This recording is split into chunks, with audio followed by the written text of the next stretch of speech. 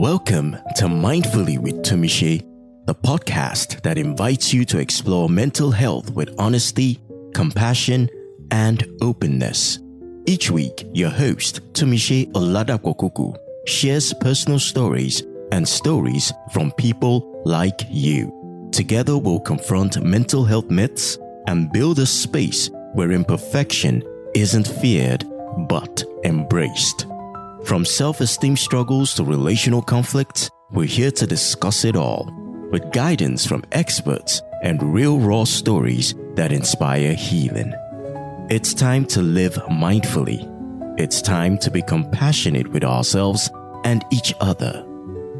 Mindfully with Tumishe, new episodes every week, available wherever you listen to podcasts or at blackimages.com.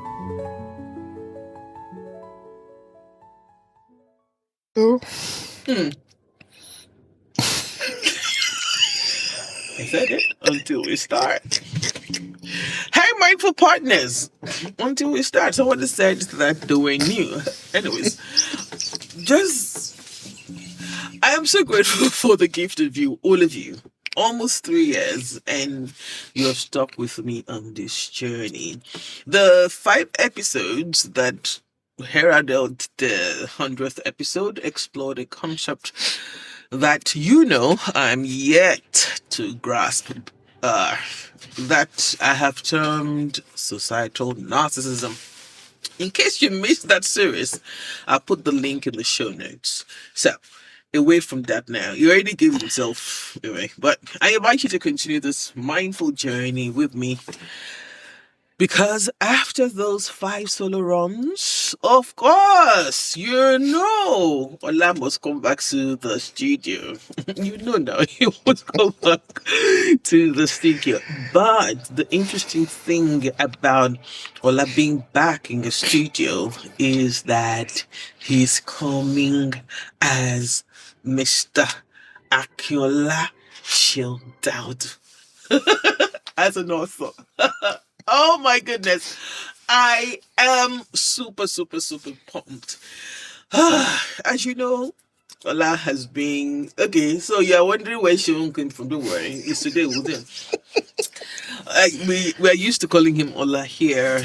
He's been with Mindful with Tumishe from the inception, the 3rd episode actually. Yes, you Aderele had the 1st and 2nd. You had the 3rd and 4th.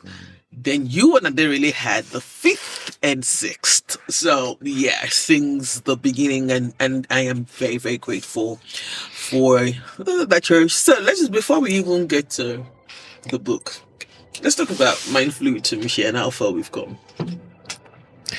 When you said to me that you'd done 100 plus episodes.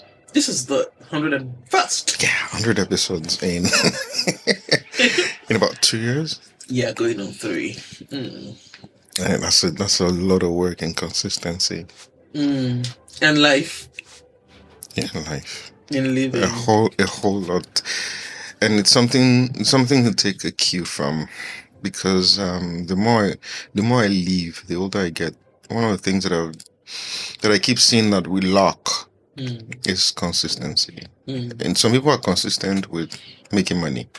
We're not consistent in making love. When I say that, it's not intimate. That kind of, making love, I understand. The same way you make money, Yeah, right? They're not consistent in building family. They're not consistent in being present. I think that's the most annoying for me. I have a friend, whenever we talk, he's always multitasking. Don't bring that stuff into my life. 26. No, Ola almost cast. No, things are happening. Don't bring that stuff into my... I don't... Already? Either you're talking with me or you're on your system. You can't do both. And I insist on it. I was going to say, before he started his fake laughter, let me give you, and we're going to talk about this book, When Love Is Not Enough. I need to stop you there so that you understand where we're going and how he's come to where he's come to now. And I like the writer of this book. It says, when love is not enough and when you need to feel whole, it explores a quiet but pervasive truth that being loved is not the same as feeling held. And through this memoir, a journey into neuroscience, attachment theory, and, well, stories. Oluwaseun, down to is this the time I'm going to call him Seun? Examines how many of us grow up around surrounded by love, yet deprived of emotional attunement. That's one word we're going to, I really, really, really want to get into that word, safety and co-regulation. The book traces how early relational patterns shape adult intimacy. We learn to perform, fix, achieve, or overfunction in order to earn closeness. It explores how modern life, productivity culture, and digital connection make intimacy while often bypassing presence. Did I get that correct? Yes. Did you come across as if I read it? Yes, she did. Yes, she did. Like I was saying this morning, coming to have this conversation with you, I had to listen and listen. It feels like I'm listening to someone out of myself. Oh, you have an audio version. So I have this 11 lab. Oh, okay. Right, to allow me to, and it just feel like I didn't write this because I'm like, oh, and then I'm even having more realize. Yeah, I'm like, okay, and I think for me there's a place in the book where I say it's not a guide per se for me because I'm still living it. There's still times that I fail at it. There's still times I'm finding myself telling people what to do or how, rather than just be. Okay, so let's not, because that you are just going inside the book like that. Just come back.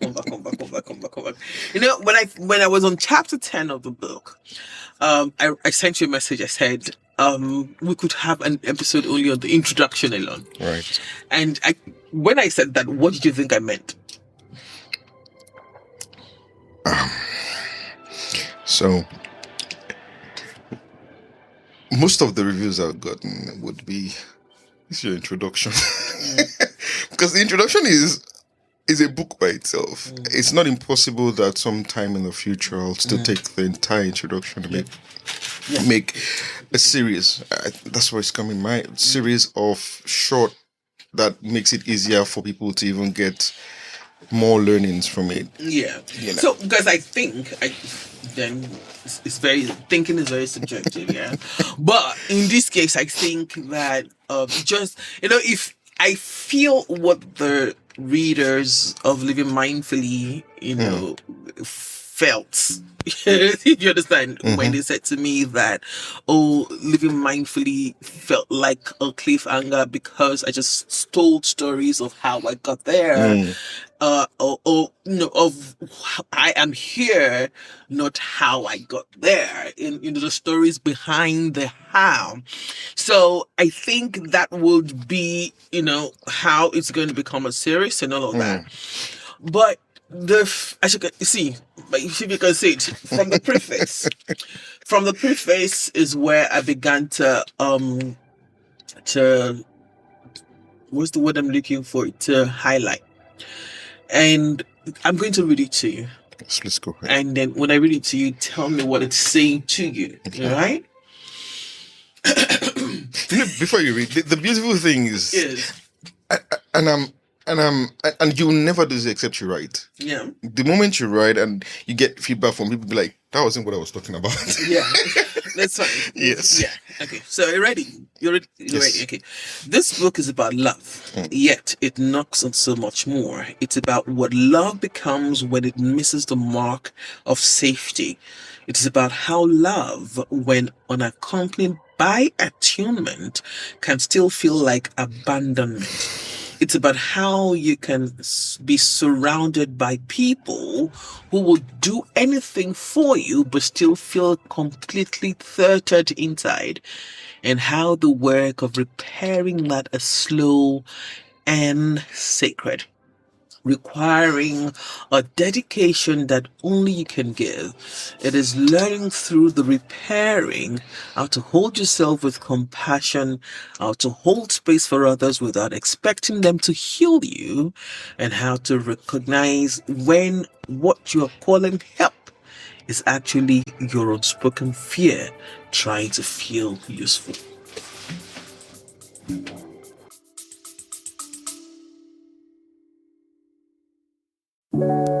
Sometimes clarity comes in silence. Other times it takes a gentle nudge, a conversation, a question, or a pause you didn't know you needed. That's what BHM coaching at Black Images offers. Not a fix, not a formula, but a space. One where your story is safe and your growth doesn't have to look like anyone else's. You can begin with a free discovery session. Just 30 minutes to breathe, reflect, and maybe, if you're up for it, sit with guided meditation. If life feels loud and you need support now, there's mindful coaching on the go. Short, focused check-ins that help you stay grounded when things feel shaky. For deeper shifts, there's the Journey to Being, a mindful exploration shaped by the framework from the book Living Mindfully, A Journey to Being. This isn't about perfection. It's about presence. And if you're someone who needs steady hands over time, the monthly and community plans are there, offering consistent support that grows with you. Visit blackimages.com when you're ready, not to be fixed, but to be seen.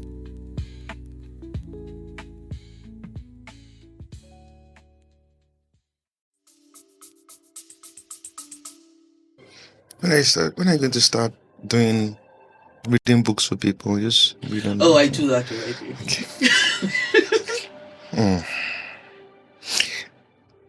I'm going to try and be as because I even though I wrote the book, when I talk about it, I find that I've experienced a bit more in terms of life and with regards to the book, that my responses change from time. And that is okay. Change from time. It's about living, isn't it? Change from time to time, and there are words there that we leave or don't leave, but we don't know what they are, right? What exactly are those? Attunement, for example, co-regulation. Those are words that, whether you know them, it's just like gravity. Whether you know what the definition of gravity is or is not, it affects you, right?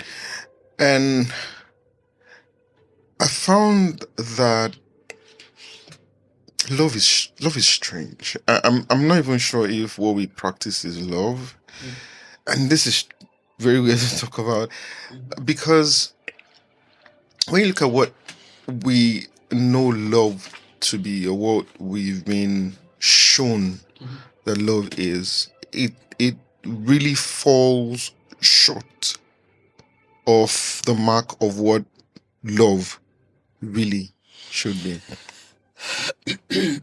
So you see, again, I'm sure you've listened to, and if you've not, go back and listen to the series Societal Narcissism. And the reason this part of the preface, jumps at me is when you said how to recognize when what you're calling help is actually your own unspoken fear trying to feel useful. And there's an episode I spoke about emotional colonization, and that's what most of us, even in the healing industry, the healing and service industry, I'm talking about coaches, I'm talking about therapists and all of that. We of course, one of the things they teach you is that you don't legislate on other people's emotions. But because we are humans, so my question for you is: at what point then, because we relate and co-regulate, and is at what point then are we going to say that I allow you to be? Yeah. At what point? I think it's a growth thing. There's an awareness thing, right? First, and there's a growth thing that follows. All right.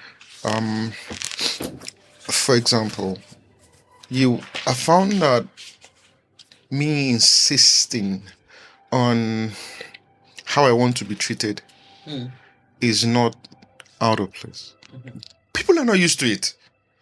They just accept it. They accept the whatever anybody deals to them or gives to them, and that's fine. But I insist that and it may not be your fault, because you're also coming from a life that may be very disorganized, right? And that's okay. If you're not aware about where you're coming from, I'm growing an awareness of where I am, where I'm coming from. And there's some things that just do not work for me. While I will not tell you how to live, I know how I want to live. I know how I want to be interacted with. I'll tell you all of that. And I will expect that in your own reorganizing of your life, because if you want to be in my space, it's absolutely necessary that while I'm not going to drag you to where I think that I am, you're not going to drag me to where I think you are. Right. So it's a win-win. Or everybody goes this. And this is hard for me to say, because growing up, I was very attached. I didn't know how to lose friends. Even when I didn't feel I was getting the best out of the friendship, I would hold on to it. Because when it wasn't even easy for me to make friends. It wasn't easy. I was shy and timid. When people don't believe that, but I was shy, I was timid when I was younger. I have a younger brother who's all of life. If my brother enters this place, he will fill this place with his vibes. That's my indeed younger brother. And I was not my brother's friends. I will make my brother's friends my friends because he already has them. They already like him. It was easier for that. So now coming to a place where if it's not working for me, it's not working for me. I was telling someone yesterday, I'm like, he's good. Feel no attachment. I don't even know how to say It's it.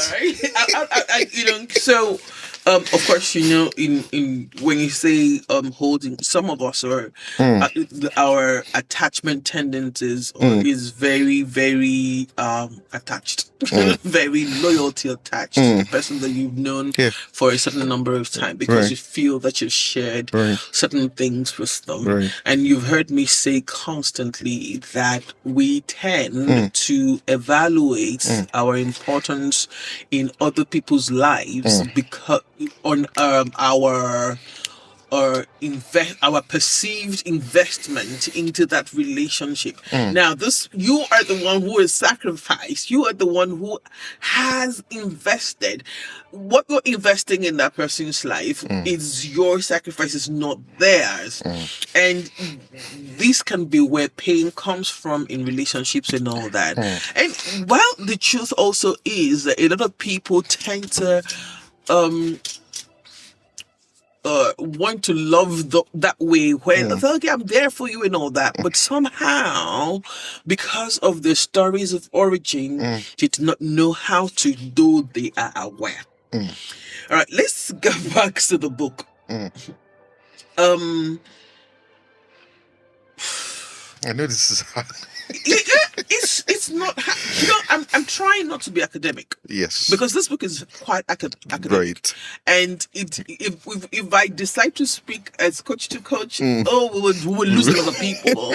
So I'm trying very hard to. Do you understand? I'm Right. trying very hard to break To that break it down down, in such a right. way that we're not talking over the head of Right. people, Right. because I picked it, and I was Made like, sense oh, to you, it right, makes sense to yes. me immediately, because there are terms in there that okay, and because I'm a linguist, I'm a language person, I'm Right. hearing it as Right. a Yoruba girl. Yes. I'm hearing it. Do you understand? Yes. I'm hearing the Yoruba-ness Right. Yes. of it. Yes. So for me, it was home. Right. Do you get? So Right. we have to work. Right. Yeah. All right. So there's something that kicked that one in. I did not know how. Like when I saw it, I was like, whoa. Mm. Are you ready for it? Mm. When I was a child, still small enough that my understanding of right and wrong was shaped entirely by the tone in someone's voice. Mhm. If I did something wrong, there wasn't much conversation, at least not with me. My mother would talk about it, yes, but not with me. She would talk about it with her friend, then her friend would come over, sit me down, and insist that I apologize. Whether I was right or wrong, in need of more understanding or not, was not the basis of that conversation. I feel now that the essence was for me to know my place as a child and be grateful. See, I will explain it because we still do it. Still do. We still do it. So when I was preparing for this, I knew that I had written something about it before. And I went to check my Dropbox. Yes, that's how far back I had written about it. And this was what I wrote about it way back in. Where did I put it now? Oh, no, I'm going to find it. No, you're not going to do that to me. So what I wrote about it, maybe how many years ago now? Like 20, when I started having children. That was when I wrote about what I wrote now. The third person. It's funny how we refer to children in the third person like we never grew up or never went through that phase. When my parents did it, I want more Isha, kini one more, kilomade more, all those kind of things, it irked me because I did know. All right. But recently, I have had to catch myself doing the same. Right. Talking about my children and even talking down at them. And people are, of course, I wrote this maybe in 2011, thereabout. Yeah, 2011, just after I had my son. People around me know now not to say "awomoi" or "kilomodemo" or they know. People around me know not to say it now because the question I'm going to ask you is: why did you a child? Were you just given birth to, and then did you like it when it's said to you? Right. But what is profound from this is I did not know until I read it that the tone of voice was what upset me, not exactly what was said. Talk me through that. I don't know why I feel quite emotional talking about this book. Yeah. Especially this part that you just read. And my mom she's a wonderful person. And I say this, I'll say it even when we fight. Yeah, I was telling her yesterday, I know I fought everybody. She was now mentioning on my aunt. Say, but you don't. I say she doesn't look for my trouble. Yeah. My mom's she's an awesome person, but and my mom's mom, another. So, and again, the line of work we do helps you to easily find patterns. Patterns, the patterns in everything you do in life, and when you see these patterns, it helps you to grant grace to people. And I think also that because I'm sensitive, because my brothers are not really like that. You can say you can say some stuff to you, and he's not hearing you. Like, like you can be very upset, and he's not hearing you. The way he dismisses things, sometimes I'm in awe. Like, this life is beautiful, And that's what makes life beautiful, to right? be honest. Yeah. But I've learned that you can only give what you have, right? And the funny thing about this mix of what you read is my mom's friend has all girls. And your mom had all boys. So imagine I don't know, this is the only word coming to me, this combination of that relationship. So it was as if they were training the children vicariously. Would lie. And I'm sure it was how they were raised. My aunt is very comfortable with confrontation. My mom has has no problem with confrontation, but there were just some hard conversations I think she wasn't used to having, or she didn't know how to have them. That's the right word, because my mom can be very confrontational, but she didn't know how to have them. So I think it was in all of that mix. We can't talk to him, and she feels that I listened. It was not that I listened to her friend more. It was just that a friend would not take a disalignment or disagreement with what she was saying. She already, of course, when you have a conversation with her, you say you're coming with the neutral mind, it's a lie. You already have a bias in place. Yeah. You've known her, they've been friends for, my goodness, since before you were born. Almost 60 years. Yeah. 60 years plus now. And so, who's she going to believe? You are a friend. You know, so it's always your friend. And these patterns, guys, we're still in the introduction. Just saying. And the title of the book is When Love Isn't Enough and What You Need to Feel Whole. And so you and I have the same story, but not the same. Not the same in the sense that you are very sensitive. I am hypersensitive, but for some reason, maybe not maybe the way I was what's that word I use? Domesticated. Right. The way I was domesticated as hypersensitive as I was, and I still am. I have some agency of how to just if you don't serve me, you don't serve me, but I can still be there for you. Right. But that's where we differ. Right. If you're not serving me, please go. Right. That's you. And how does that come to play when, again, this is still in the introduction, when we talk about grief of that child that didn't grow,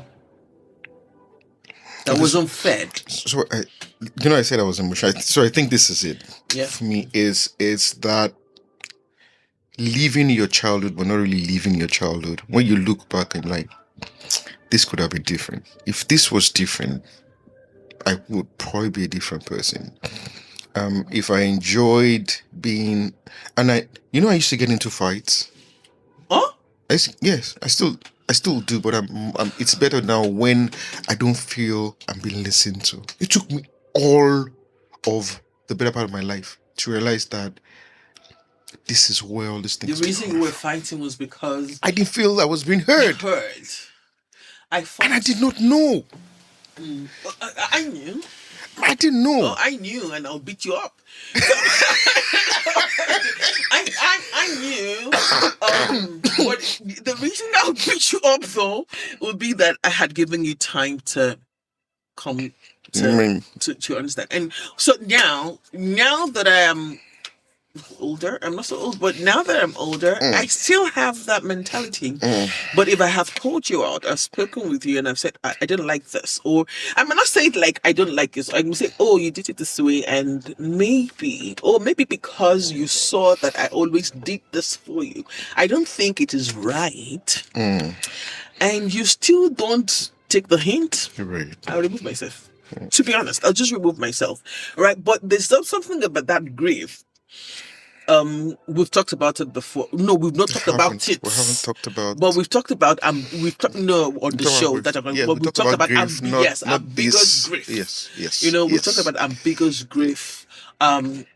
Sometimes, during our conversations Yes. and all that, and I'll read that part to you. Right. Okay, apologies that I'm making you cry, but it's okay. I love it. I love it. All right. There's something peculiar about grief when it doesn't come from death, but from recognition. The grief that rises when you realize something important was missing and has been missing all along. That's what began to surface as I started revisiting the early chapters of this book, not just as a writer, but as someone still on the journey of his healing.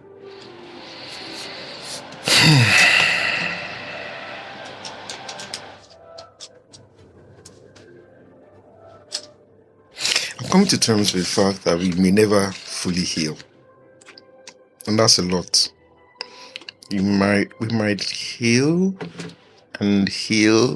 but something else comes up that we didn't know existed, and then we have to begin that journey of that healing. So again, it's giving yourself grace to live, to really live, not just be alive, to live while you're healing. It might be a lot. It might be absolutely a lot, because if I'm talking like this, I'm imagining someone like my mother, and I know some of her stories, having to go through the healing process. And I think that's why some people just don't want to, because it can be more painful. It's a journey they haven't traveled. At least they're used to the pain. They are numb to it sometimes, but you can't be numb while you're being healed. It's hard, and so some people just don't want to do that. And that would lead me to this part of still the introduction, guys. So many people walk around with this quiet, unspoken ache, not always loud, not always visible, but it's there. The tension in their shoulders, the way they sleep, how quickly they disconnect from joy. You're talking about somebody. And how they overextend just to feel close to someone. And it's confusing because they were loved. At least they were told they were. It took me years to realize that you can be deeply loved and still feel emotionally alone. You can have parents who provided for you, who did what they know how to do, and yet a part of you still grows up feeling unseen or unknown. And because no one talks about this kind of ache, what parts you start to believe you are the problem for feeling it. What I didn't understand back then was that the body kept score, not just for the big traumas, but the small silent absences, the unmet needs, the moments when you reached for connection and no one reached back. Oh, they did, but it was not in the way that you needed. Do you think we could ever get to a place in this cycle of life that parents would get it right?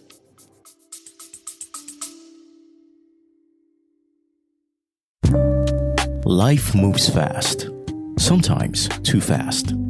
If you're looking to slow down and reconnect with yourself, Living Mindfully, A Journey to Being by Oluwatomise Oladapo Kuku might be what you need. It's part memoir, part guide. An honest, deeply personal story about navigating life's noise with intention. Oluwatomise shares lessons from her own journey through struggle, reflection, and healing, with a voice that's equal parts vulnerable and wise.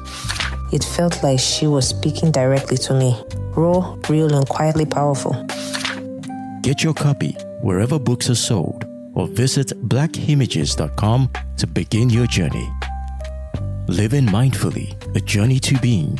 Slow down, breathe, begin.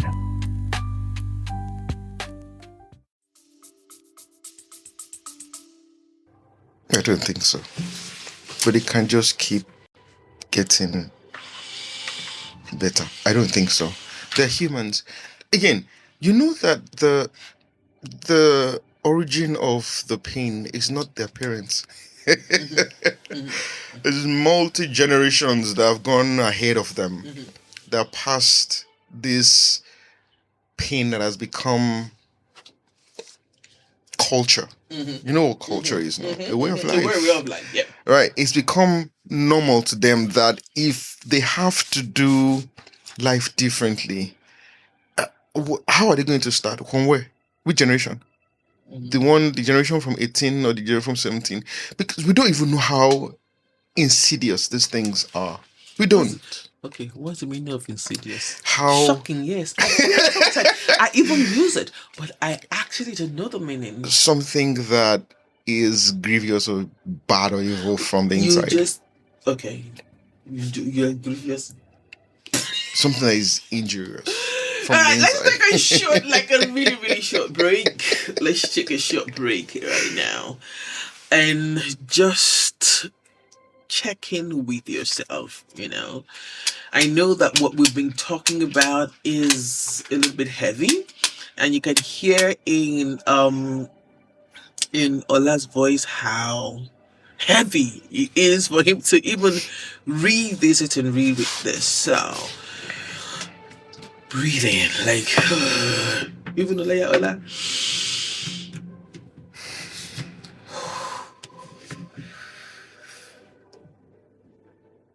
It's okay.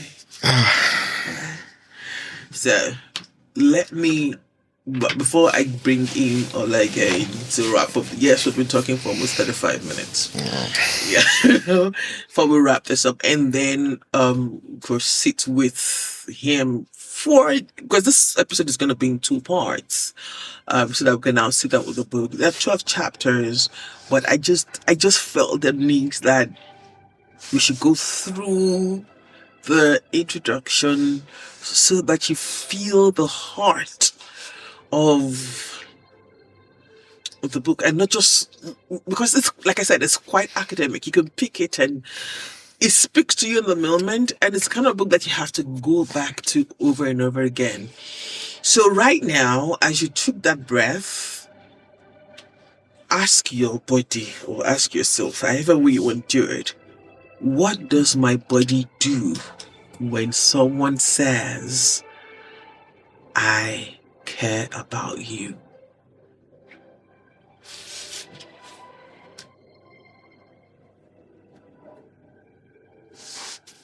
Where does your mind go?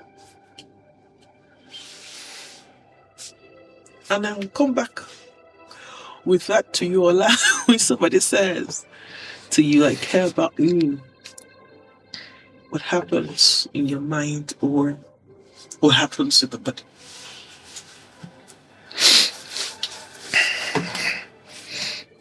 I'll answer, but answer your own first. People say a lot of weird things. A lot of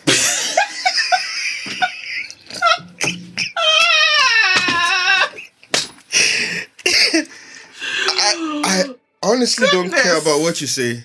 I need to see it. And don't tell me you care. I watched a video on Twitter last night. There's this guy who he just made this young 19-year-old chap at the dump site or something. He's picking plastics to sell. And he sort of changed his life. Gave him money, took him to a restaurant, got him a haircut. And every single time the boy was just grateful. Just prostrating. But he was crying because he bought him he said he was a tie. I've been learning how to tie, but he never graduated from that. You know, those things. And I realized that, oh my goodness, I'm not a grateful person. I'm a thankful person, very thankful. But gratefulness and thankfulness are 2 different things. I just realized that I'm not, and I like to think that I'm a grateful person. But the emotions I saw with this guy, I realized that, geez, even my walk with God is absolutely fake. Mm. Because if this boy is this grateful to someone who's just met him in a few hours and done just this for him, how can I say I'm grateful when I have people in my life who done things and all I say to them is very exuberant. Thank you. Mm. Okay, my answer. When someone says, I care about you, I immediately am guarded. Immediately I'm guarded. And of course, you know that's from stories of Yeah. origin. Like, you tell me you care about me. Like, though before you will get love is far. But, you know, like, you care about, I am immediately guarded. And I'm like, what does this You want. person want? Yeah. It's better now. It's Yes. way like I'm 75% better, because sometimes even my husband does things for me and I'm not saying it. In my head I'm like, okay, how? And we've been together 25 years. And I'm like, I know he's not asking for anything, but I'm just saying how difficult it is to rewire. And this guy has been consistent for, over like going on 20 years as a married man now. Do you understand? But he still does certain things. In my head, I'm like, okay, fessa. Do you get? So if anybody says to me, if I had to say to him at some point, I love you. It's so long as you have not changed your mind, it's fine. There's only saying of it. Yes, I'm not your normal girl, but it's okay. I know.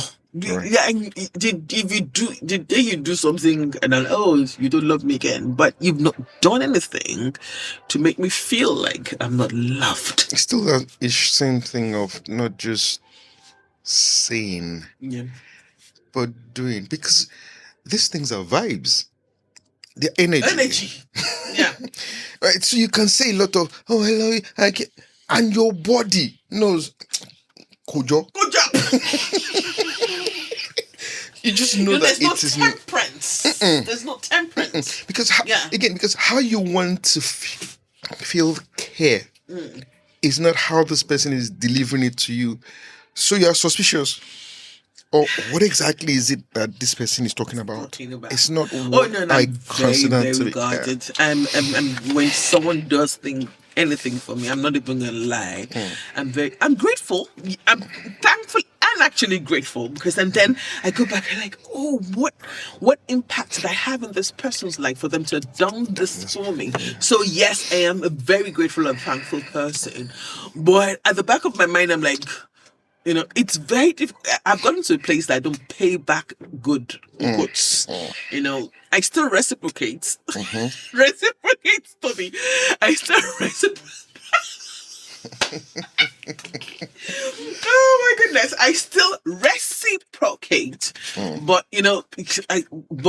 I don't do it as performative as I used to. It used to be performative. Like somebody did something to me. And of course, in the last 6 months, I've had to learn how to ask for help in the most humbling way. Don't ask. Really. Alright, so before we round this part up, will I say something about... Let me see. Say something about, for some reason, that tone of voice, is because they don't. No, I don't care whose ox is good.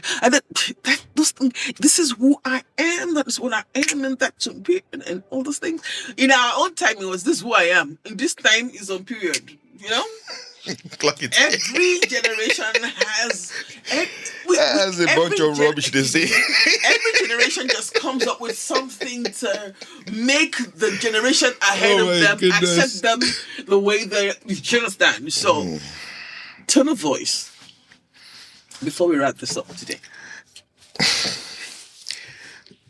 Again, I still catch myself sometimes with saying stuff that sometimes I don't catch myself. Sometimes it's pointed out to me that, why are you talking like that? And I know not to push up my guard, because if that person feels like it, they feel like it. Whether it's intentional, how I'm saying or speaking is irrelevant. How they feel matters. Whether it's justifiable or not. The work is on me to learn how to speak in a way that doesn't add to the problem. And that's a lot, because you know that raised by Nigerian African Nigerians. Nigerian. I really struggle with that African parents. Raised by, I can even say, because it can never even break down to Yoruba parents who are raised a huge on respect. Silence. And being seen, not heard. Passive aggression. We can go on a lot. Passive aggression. No, and they don't even know it. Yeah. Right? You learn to, you know how it is when you're small and your mother looks at you like this. Oh my yeah. You will understand. You will see. You will. She hasn't said a word. So, tone of voice is not just. It's still a good tool. I mean, like, it's still a good tool. Yeah, it's not a bad thing, right? It's not a bad thing. It's just that what it does to you is it can cause you to become something less than, because again, as a child who's curious, if you learn that an adult is wrong in whatever voice, tone of voice, and it can be body, it can be anything that if used, what it would do is condition you to be less explorative. True. Condition you to be less curious. So while it's not a bad tool, it's knowing how to use it. Okay, so you have balanced that, because as a mother, like the first time I did the I thing, of course, because then we have a culture of always speaking in my house anyways, and my son comes to me and is like, okay, why did you give me that I? And I explained to him that I just wanted you to comport and all that. And so the next, like, this is years later, it's going to be 15 years here, like maybe when he was 11 or 12, he knew what he was doing was.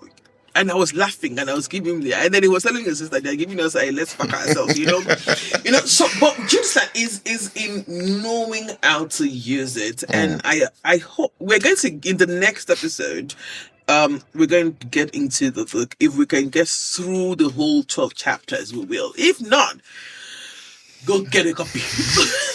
As simple as that. Go get a copy. So, as we wrap this up today, I'm going to leave you with a few gentle questions. Remember, you do not need to answer them now. You don't even need the clarity as of now. Just let the questions sit with you, work with you. And the first is, how might my healing change the way I show up for others? What patterns am I consciously choosing not to pass on? And the third, who benefits when I stop bracing and start softening? All right, thank you very, very much for staying with me and Ola. Ola is still here, don't worry. You know I keep him a long time whenever he comes here. But if something in this episode stayed with you and you'd like to sit with it a little longer, we've opened up a Mindfully with Tumiche WhatsApp space. It is not a space for fixing or diagnosing or giving advice. It's a space for reflection, listening, and shared humanity, shared stories. You're welcome to join if and only if it feels supportive to your process. The link is in the episode's show notes. So whether you join the conversation to keep it or you want to keep it private, it's okay. But remember, your healing does not need an audience. Love yourself, love your neighbor, love your country. Above all of this, love God. He is the essence of your being. I am Oluwatomishi Oladapo Kuku.